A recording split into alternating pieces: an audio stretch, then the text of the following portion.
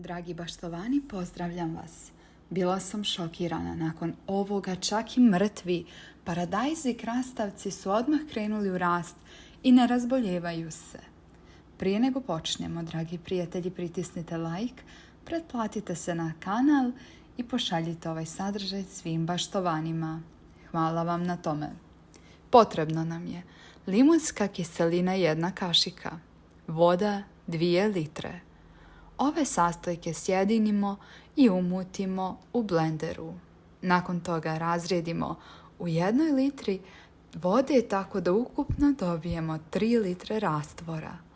Nakon toga razrijedite 1 čašu u 10 litara vode i sipajte pola litre pod korijen jednom u 25 do 30 dana. Pišite nam u komentarima iz koje države nas gledate i podijelite video sa prijateljima na društvenim mrežama. Ne zaboravite nam ostaviti like. Hvala vam na tome.